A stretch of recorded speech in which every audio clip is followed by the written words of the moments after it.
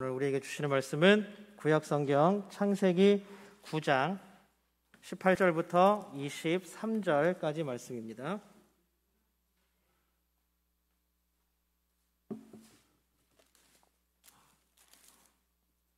구약성경 창세기 9장 18절부터 23절까지 말씀. 저와 여러분이 한 절씩 번갈아 가며 교독합니다. 제가 먼저 18절 읽겠습니다. 방주에서 나온 노아의 아들들은 셈과 함과 야벳이며 함은 가나안의 아버지라.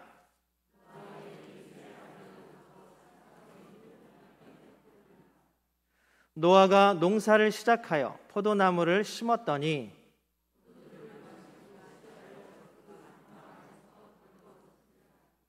가나안의 아버지 함이 그의 아버지의 하체를 보고 밖으로 나가서 그의 두 형제에게 알림해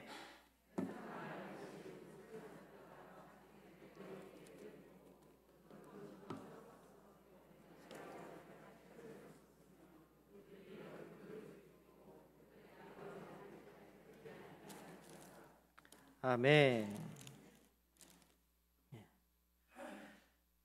조금 말씀이 길어지면 이제 끝나는 부분이 다 달라서 오늘 부르심에 응답하여 예배하는 모든 분들에게 주님의 평안을 빕니다.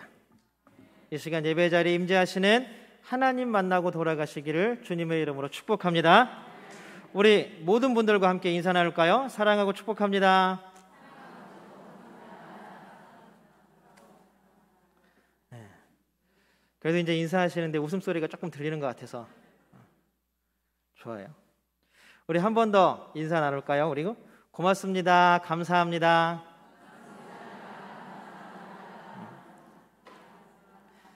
이렇게 서로를 축복하는 일들이 우리 교회에 넘쳐나기를 소망합니다. 얼마나 좋습니까? 우리 인사도 나눴으니까 우리 하나님께 우리 믿음의 고백 올려드리기를 소망합니다. 우리 두 손을 하나님께 번쩍 들고 우리의 믿음을 하나님께 고백 드립니다. 하나님 좋습니다. 감사합니다. 사랑합니다. 하나님이 하시면 무엇이든지 다 이루어집니다. 하나님 좋습니다. 감사합니다. 사랑합니다. 하나님이 하시면 무엇이든지 다 이루어집니다. 아멘. 하나님께 영광의 박수 올려드립니다. 오늘은 어버이 주일이죠. 지난주는 어린이 주일이고 청소년들이 화를 내고 있어요. 몇 년 전에 KB 국민은행에서 공익 광고를 하나 촬영한 게 있습니다. 제목이 뭐냐 하면 하늘 같은 든든함, 그리고 점 2개 딱 찍고 아버지, 이런 공익 광고를 한번 촬영한 적이 있습니다. 지금도 유튜브에 검색하면 금방 볼 수가 있습니다. 제가 좀 4분이 넘어가고 거의 5분짜리라서 어저께 편집을 해보려고 그랬더니 안 되더라고요. 1분짜리로 못 잘랐어요.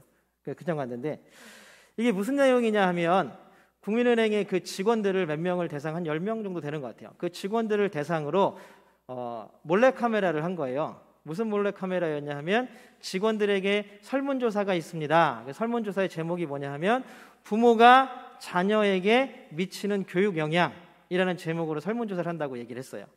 그래서 이제 자녀를 둔 부모님들이 딱 큰 방, 큰 방이 아니라 작은 방 하나에 혼자 들어가서 이제 설문지를 작성하는 거예요. 딱 들어가서 앉았어요. 그래서 이제 설문지를 딱 받았는데 질문이 뭐였냐 하면 첫 번째가 아이가, 그러니까 자녀겠죠. 아이가 제일 좋아하는 음식은. 두 번째는 지금 당신의 지갑 속에 아이의 사진이 몇 장 들어 있습니까? 그리고 다음 질문이 뭐였냐 하면 아이에게 마지막으로 사랑한다고 말한 때가 언제입니까?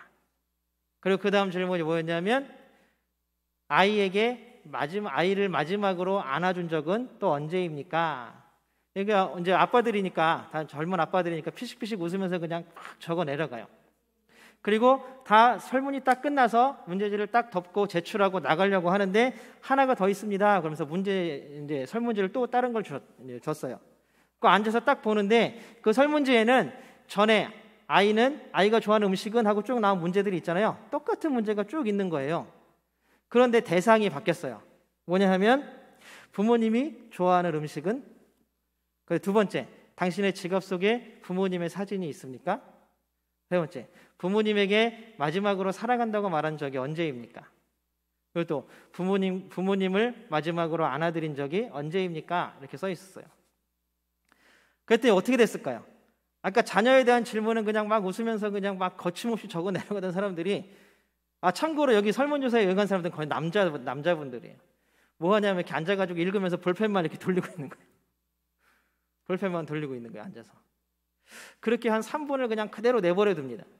그러다 갑자기 그 방마다 앞에 모니터 TV가 하나씩 딱 걸려 있는데 그 TV에 확 켜지면서 누가 나오냐 하면 그 설문조사를 하고 있는 분의 아버지가 등장하는 거예요.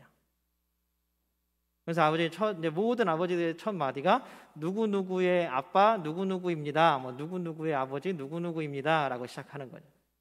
그러면서 이제 뭐 어렸을 때 회사에서 미리 부모님의 인터뷰를 해놓은 거죠. 녹화해 놓은 거, 준비해 놓은 거죠. 그러면서 뭐 어렸을 때 뭐 이랬는데 저랬는데 하면서 막 인터뷰를 합니다. 그랬더니 그냥 볼펜만 돌리고 있던 분들이 어떻게 됐겠어요? 화가 나서 나갔을까요? 갑자기 막 눈물을 흘리는 거예요. 근데 의도치 않게 갑자기 문을 확 열고 아버지가 들어오는 거예요. 감동의 도가니였겠죠.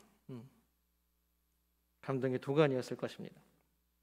그렇게 안으면서 마지막 장면은 이제 아버지하고 아들하고 이렇게 막 안으면서 부모님하고 안으면서 그 광고가 끝나갑니다. 그러면서 아까 제목으로 말씀드렸던 그게 딱 문구로 떠오르는 거죠.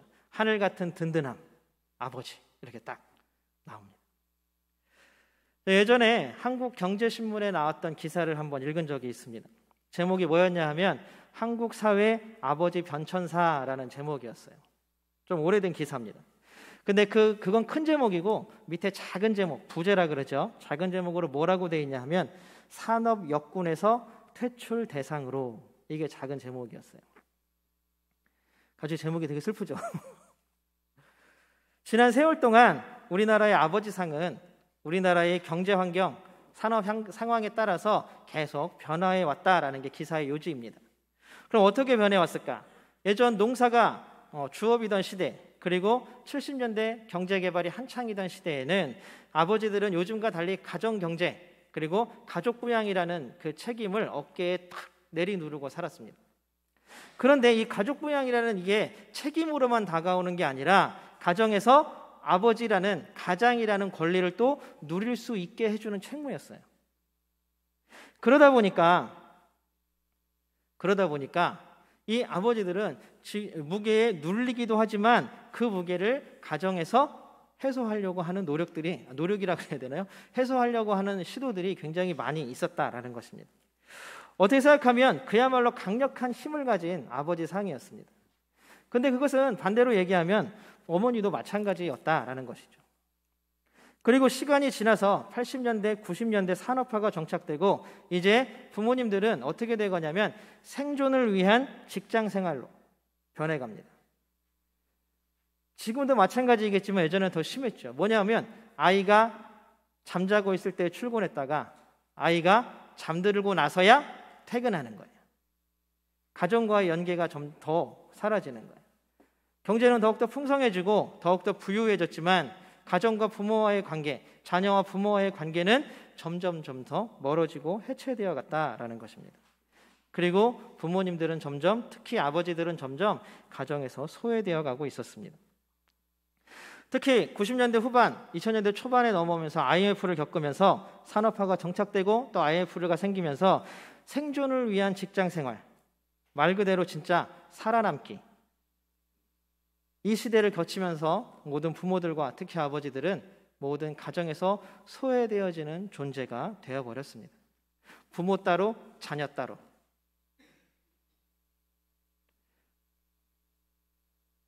여러분들 자녀들과 어떻게 잘 소통하고 살아가십니까? 이때부터 부모 세대와 자녀 세대의 양극화가 시작되었다라고 기사는 이야기하고 있습니다. 물론 이런 기사가 한국의 전체 부모님상, 아버지상을 대표하지는 않지만 평생을 가정을 위해서, 자녀들을 위해서 헌신하고 수고하고 애썼던 부모님들, 하지만 어느 정도의 시간이 지나자 자녀들에게는 그 존재마저도 희미해져 버리는, 어쩌면 부모님들의 모습을 이 기사가 그래도 대표적으로 적고 있지 않나라는 생각이 듭니다. 강력함의 대표, 정말로 힘이 센 강한 존재였던 아버지들이 이제는 점점 약하고 소외된 존재가 되어버리고 말았습니다. 오늘 본문의 노아가 바로 그런 아버지를 대표하고 있습니다. 노아의 모습에서 한없이 약해지고 작아진 아버지의 모습을 우리는 볼 수 있습니다. 노아는 어떤 사람이에요? 홍수로, 대홍수죠. 대홍수. 하나님 심판하시는 거잖아요. 세상에 피 흘리는 폭력이 너무나 관용하고 너무나 넘쳐나니까 하나님이 화가 나셔서 야, 세상을 다 쓸어버려야겠다 작정하시고 홍수를 일으키십니다. 그런 그 대홍수의 하나님의 심판 가운데에서 세계를 구원으로 이끈 사람이 바로 노아였습니다. 그리고 가정과 다른 생명들을 구원으로 인도하기 위한 지도자였고 인도자였습니다. 심판의 때에 하나님의 말씀에 순종한 선지자이기도 했습니다. 죄악이 가득한 세상에서 하나님께 인정받은 단 한 사람이었습니다. 우리 창세기 6장 9절을 한번 세 번역으로 읽어볼까요? 창세기 6장 9절입니다. 같이 읽겠습니다. 시작. 노아는 그 당대에 의롭고 흠이 없는 사람이었다. 노아는 하나님과 동행하는 사람이었다. 성경은 노아를 두 가지로 평가합니다. 저기 노란색으로 쳐져 있는 글씨 보이시죠? 첫 번째는 뭐냐면 의롭고 흠이 없는 사람. 그리고 두 번째는 뭐예요? 하나님과 동행하는 사람. 여러분, 성경에서 하나님과 동행했다라는 말을 듣는 성경의 인물이 그렇게 많지 않습니다. 그리고 하나님께서 화가 나셔서 세상을 다 심판하시겠다, 쓸어버리겠다라고 판단하시고 결행하시려고 하는 순간에 단 한 사람만이 하나님 앞에서 흠이 없고 의롭다, 그리고 그 사람은 하나님과 동행하는 사람이다라는 평가를 받은 바로 노아입니다. 어떤 누구보다도 노아는 하나님 앞에서 신실하고 믿음이 강한 사람이고 그리고 뛰어난 사람이었습니다. 방주 안에서 생활할 때에도 방주 안에 있는 모든 생명체들이 노아의 권위에 순종하고 복종했습니다. 그래야만 살 수 있잖아요. 그런데 이제 우리가 본 본문에 나오는 노아는 이제 연약해지고 이제 나이 들고 이제는 약점을 스스럼 없이 노출하는 그런 나이든 노인이 되어버리고 말았습니다. 홍수가 끝나고 땅에 정착하면서 옛날의 권한과 지위 그리고 카리스마, 리더십, 강력함은 찾아볼 수가 없게 되었습니다. 물론 성경을 단어를 분석하면 땅의 사람, 하늘의 사람 이러면서 단어를 분석하는 게 있지만 오늘은 다른 면에서 좀 찾아보려고 합니다. 본문에 우리 18절을 한번 세 번역으로 다시 읽어볼까요? 18절입니다. 세 번역으로 읽겠습니다. 시작. 방주에서 나온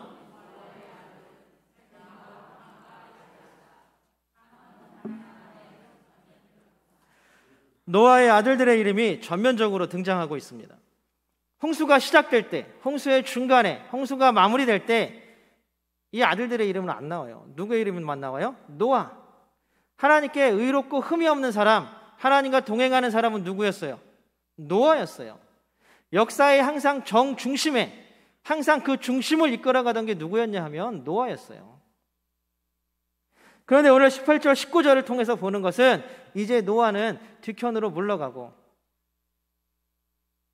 누구요? 노아의 세 아들들이 역사의 전면에 등장합니다. 세계에서 모든 인류가 퍼져나갔다라고 얘기하는데 그 중심에 노아가 있는 것이 아니라 누가 있는 거예요? 이 노아의 세 아들이 있습니다.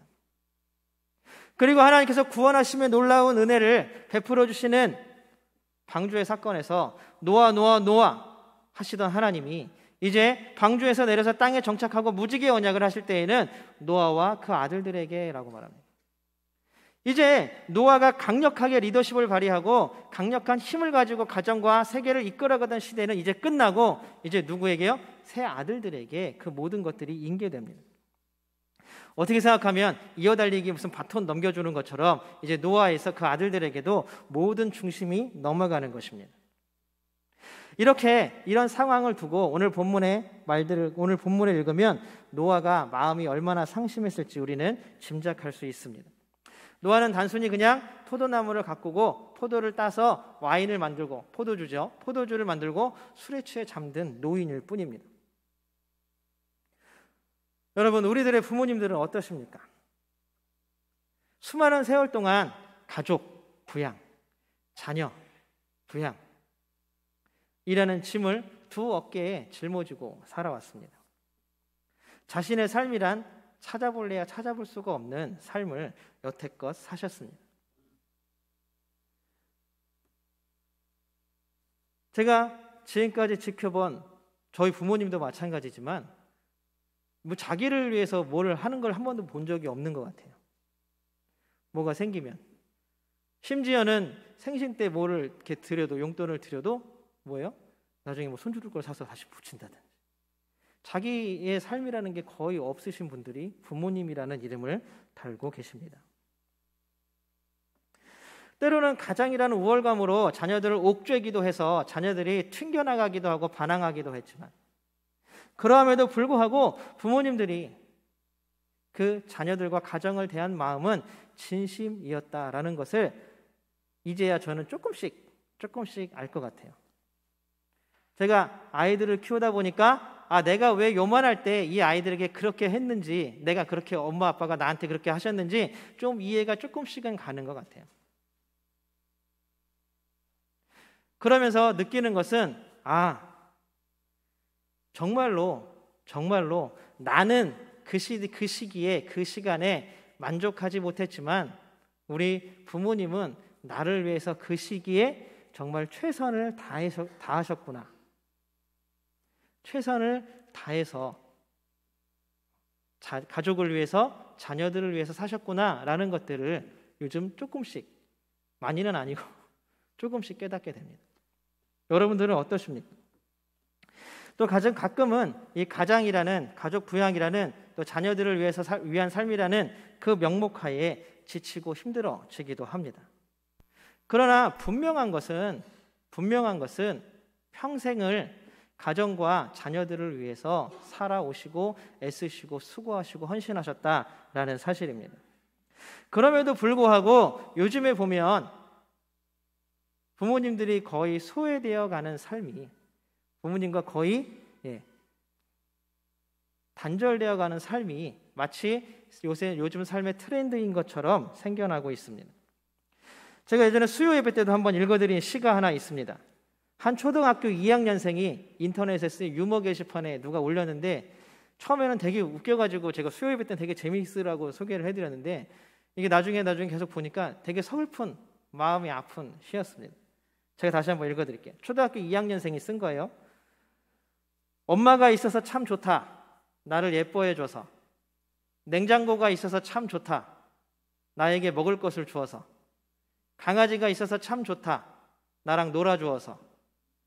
마지막에 뭔지 아세요? 아빠는 왜 있는지 모르겠다.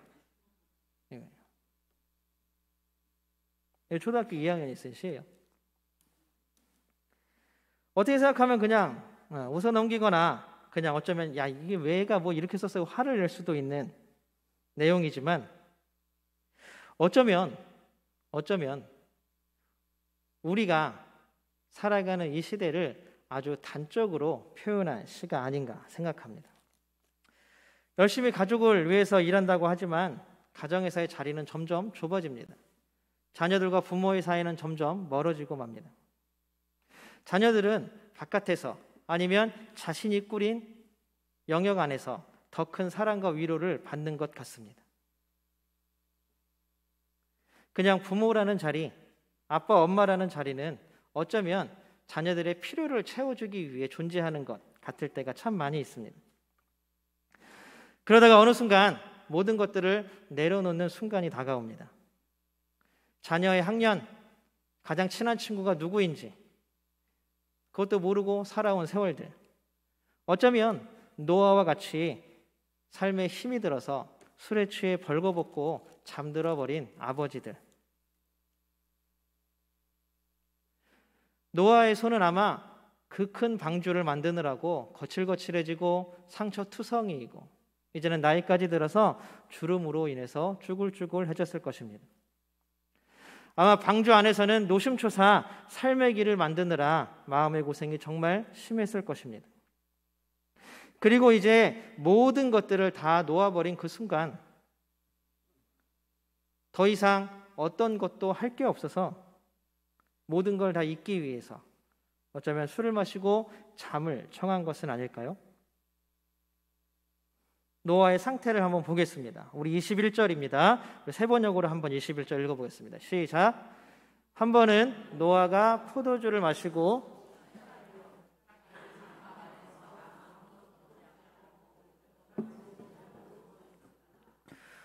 아버지인 노아가 술에 취해서 옷도 벗고 잠들어 버린 거예요. 그 시대에는 벌거벗은 모습을 노출하는 것이 수치이고 부끄러움이었습니다. 여러분들 벌거벗은 게 수치이고 부끄러움이다 하면 뭐가 생각나세요? 아담과 하와의 선악과 사건이 제일 먼저 떠오르시죠? 몇 분 안 계시네요, 떠오르신 분이. 아담이 선악과를 딱 먹자마자 알게 된 게 하나 있는데 뭐냐면 내가 벗었네? 그리고 벗은 것을 깨달은 순간 느껴지는 감정이 뭐였냐 하면 부끄러움이었습니다.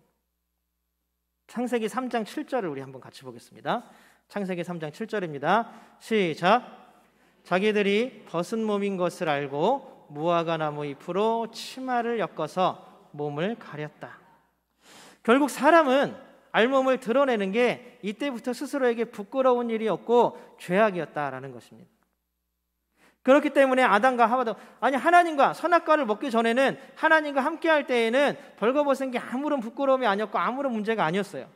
그런데 우리가 하나님 앞에 죄를 짓고 하나님 앞에 죄인이 된 이후에는 벌거벗은 게 부끄러움이고 죄악이 되었다라는 것입니다.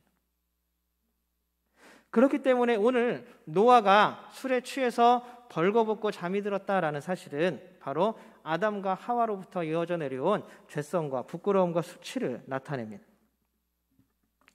그런데 아들인 함은 아버지의 벌거벗음을 보면서 아버지의 수치를 감싸기보다는 구경의 대상으로 삼습니다.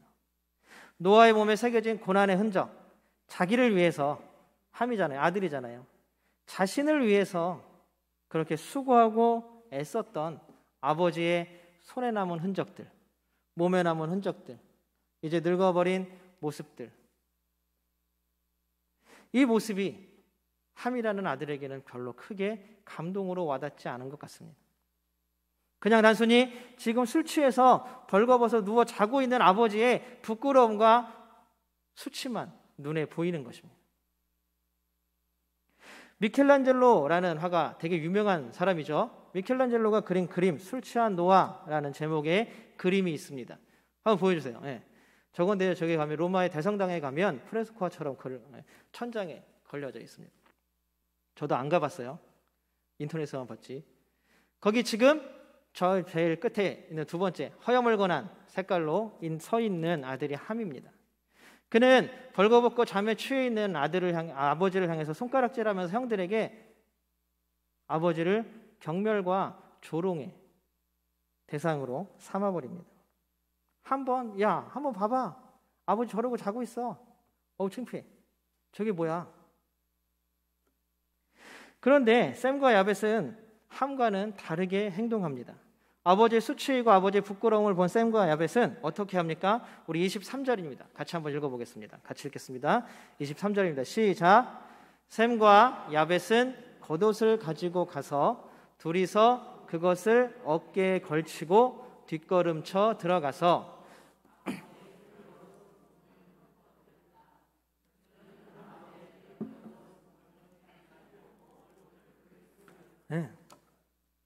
샘과 야벳은 아버지의 수치, 아버지의 부끄러움, 아버지의 약점을 보지 않으려고 그걸 덮어드리기 위해서 어떻게 해요? 뒤를 돌아서 어깨에 덮을 것을 들고 가서 아버지의 수치를, 아버지의 약점을 감싸드렸다라는 것입니다. 그것이 바로 샘과 야벳이 아버지에게 드릴 수 있는 최고의 공경의 표시였습니다. 샘과 야벳도 아버지의 지금 현재의 모습을 보면 그게 좋게 보이겠어요? 예전에 그렇게 강력했던 리더십, 모든 생명들을 이끌고 방주를 이끌고 생명의 길로 나아간 아버지, 항해자였으면서 인도자였으면서 지도자이면서 한 집안의 가장이었으면서 세상을 구원한 선지자였으면서 그런 놀라운 강력한 리더십은 어디론가 사라져버리고 이제는 뭐가 남았어요? 늙어서 술에 취해서 잠이 든 모습. 한뿐만이 아니라 샘과 야벳에게도 그 모습이 좋아 보였겠습니까? 그러나 샘과 야벳은 아버지에 대한 어떤 판단도 중지합니다. 그리고 아버지를 아버지로 대합니다. 자신에게 생명을 주신 분, 자신을 위해 모든 애를 쓰시고 지금까지 수고하시면서 이끌어 오신 분, 이것을 샘과 야벳은 인정하고 있다라는 사실입니다. 아버지가 강력하고 권위가 있어서 공경하는 것이 아닙니다. 아버지이기 때문에 공경하는 것입니다. 지금까지의 수고와 애씀을 인정하고 감사하는 것입니다. 이것이 진정한 부모에 대한 공경입니다. 수치와 약점이 보이면 그것을 가릴 수 있는 것, 그것이 자녀로서 할 수 있는 일일 것입니다. 부모이신 여러분, 지금까지 수고하고 애쓰셨습니다. 부모라고 자녀 앞에서 완벽할 수 있겠습니까? 수고하고 애쓴 그 모든 세월을 지나서 이제는 지치고 자녀들의 이름이 자신의 내 앞에 등장합니다. 이제는 나는 뒤편으로 물러나고 이제 우리 자녀들의 이름들이 내 앞서 나오기 시작합니다. 마치 나를 잃어버린 것 같은 상실감이 들 때도 있을 것입니다. 그러나 여러분들 슬퍼하거나 노여워하지 마십시오. 여러분들이 지금까지 한 시대를 이끌었고 그 시대가 있었음에 지금 또한 이 시대를 살아가고 있습니다. 여러분들께서 이끌어온 그 시대, 그리고 세워왔던 가정과 교회, 바로 그 가정과 교회에서 우리의 다음 세대인 자녀들이 무럭무럭 자라고 믿음과 신앙을 물려받고 살고 있습니다. 여러분, 어떠한 약점에도 불구하고 서로를 덮어주고 감싸주어야 합니다. 사랑이라는 것은 그렇기 때문에가 아니라 그럼에도입니다. 나에게 무엇이 조건이 주어져 있기 때문에 사랑하는 것이 아니라 그렇게 함에도 그럼에도 불구하고 사랑하는 것, 그것이 바로 사랑이라는 것입니다. 우리의 가정과 교회가 노아와 샘과 야벳을 통해 회복되기를 주님의 이름으로 원합니다. 부모님들은 자녀들을 위해서, 다음 세대를 위해서 복과 은혜, 사랑의 통로가 되어야 될 줄로 믿습니다. 하나님께서는 결코 우리 부모님들을, 노아를 그냥 두어주지 않습니다. 노아의 앞에 세 아들의 이름들이 나가는 것 같지만 결국 하나님은 그 모든 것이 노아로부터 생겼음을, 노아로부터 비롯되었음을 분명히 인정하시는 분이십니다. 우리의 지금의 삶이 부모님으로부터 물려져 왔음을, 부모님으로부터 비롯되어져 왔음을 인정하는 것, 그것이 자녀들이 해야 할 일일 것입니다. 원하기는 우리 부모님들이 자녀들을 위해, 다음 세대를 위해서, 우리 가정을 위해서 복의 통로, 은혜의 통로, 사랑의 통로가 되어주시기를 축복합니다. 또 우리 자녀들은 날마다 애쓰고 수고하고 나를 지금 이 자리에 있게 하신 부모님들과 어른들의 수고와 애씀과 헌신을 잊지 않게 되기를 주님의 이름으로 소망합니다. 그것을 인정할 때에라야 우리가 서로 사랑할 수 있습니다. 그렇기 때문이 아니라 그럼에도 불구하고 서로를 안고 기도하고 서로가 서로를 향한 축복의 통로, 사랑의 통로, 은혜의 통로가 될 줄로 믿습니다. 우리 모두가 하나님께서 복과 은혜와 사랑을 흘려보내는 통로가 되기를 주님의 이름으로 소망합니다.